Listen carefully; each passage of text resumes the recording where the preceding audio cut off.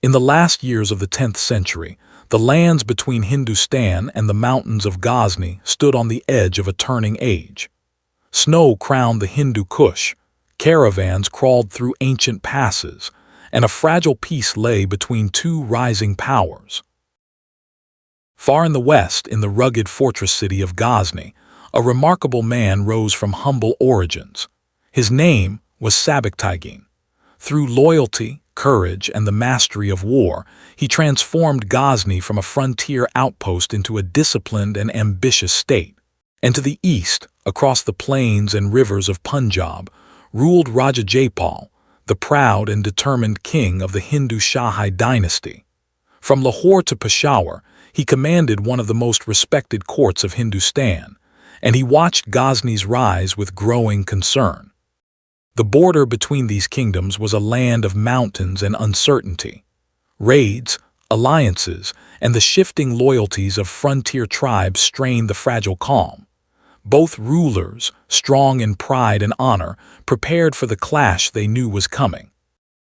When the armies finally met near the plains of Laghman, the earth thundered beneath the feet of war elephants and galloping cavalry.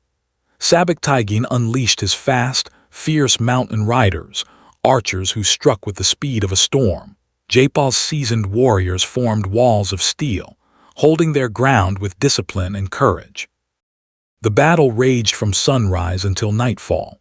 Subuktigeen's cavalry swept in wide flanking arcs, cutting through supply lines with precise fury.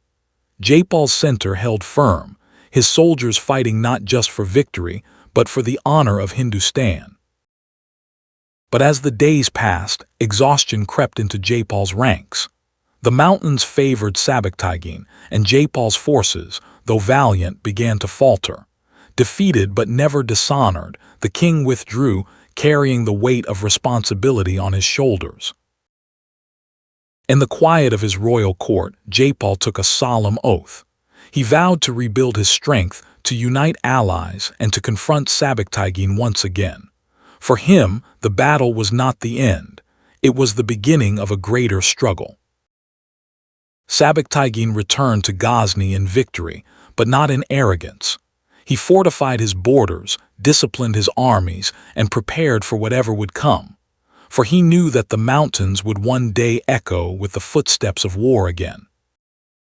And so, between the snowy peaks of the Hindu Kush and the vast plains of Punjab, a rivalry was born, a rivalry that would shape empires and change the destiny of the subcontinent.